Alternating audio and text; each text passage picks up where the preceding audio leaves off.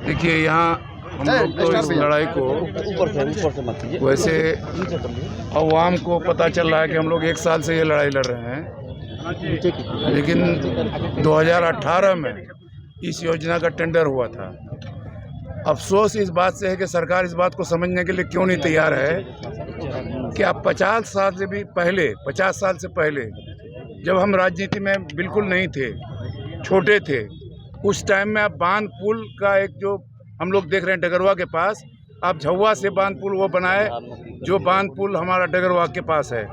और उस बांध पुल में हमारे विधायक बनने से पहले 3 जगह कटा, एक मुरादपुर के पास, एक चांदपुर के पास और एक कचौड़ा नहीं वो शिवगंज के पास ये 3 जगह कटा।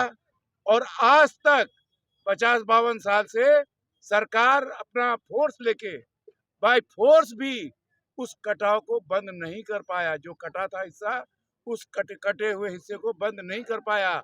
वहाँ की जनता वहाँ जाके मशीन के आगे सो जाती है और उस बांध को कटाव को नहीं वो बंद कर पाया। तो जब वो बांध 50 साल पहले बना, अब 50 साल के बाद आप दूसरा चरण बना रहे हैं, ये क्या उचित है? जो योजना 50 साल पहले आप बनाए होंगे, उस समय क्या आपका परिस्थिति था, आज क्या परिस्थिति है, इसको आपको देखना पड़ेगा। एक अभी लगभग 1 साल से चर्चा है कि ये बांध बनने वाला है, लेकिन अभी 2 महीना से क्लियर है कि सब भूधारी को नोटिस दे दिया गया है। नोटिस में हम लोगों ने जवाब दिया है कि हम लोग करोड़ों रुपया देने से डिसमिल में, फिर भी हम लोग जमीन नहीं देंगे अपनी बांध बनाने के लिए। तो ये हम लोगों ने आपत्ति दर्ज करा दिया है।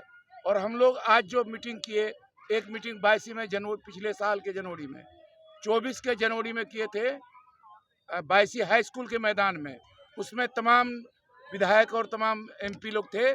आज हमारे यहाँ जनाब राजेश रंजन उर्फ पप्पू यादव जी, पूर्णिया सांसद, किशनगंज सांसद, हम लोग के सांसद जनाब जावेद आज़ाद साहब भी आए थे। वो भी अपनी बात रख के गए हैं और वादा करके गए हैं कि नहीं बनने देंगे। और कोचा धामन से शुरू होगा ये बांध, तो कोचा धामन के भी विधायक यहाँ आए थे, इजहार एसपी साहब, और अमौर से ये गुजरेगा ये बांध। अमौर के भी माननीय विधायक जनाब अख्तरुल ईमान साहब भी यहाँ मौजूद थे और सैयद रुकनुद्दीन के प्रतिनिधि थे और कदवा के विधायक के प्रतिनिधि थे। कदवा विधायक का इकलौता बेटा इंतकाल कर गया है, बहुत अफसोस है हम लोग को, और वो अभी उम्रा में भी चले गए हैं। तो कुल मिलाकर अभी जो हमारे माननीय सांसद और अख्तरुल ईमान साहब और इजहार एसपी साहब जो बहुत ही दमदार तरीके से वादा किया है कि किसी भी हालत में इस बांध को बनाने नहीं दिया जाएगा, तो मैं भी ये वादा करता हूं कि अगर ये बांध सरजमीन में अगर ठेकेदार आया, मशीन लेकर के अगर आया, तो मैं उस मशीन का आगे सो जाऊंगा, मेरे ऊपर से ये मशीन चला देगा, तभी ये बांध बन पाएगा। मेरे जिंदा रहते ये बांध इंशाअल्लाह नहीं बनाने देंगे हम लोग, इंशाअल्लाह।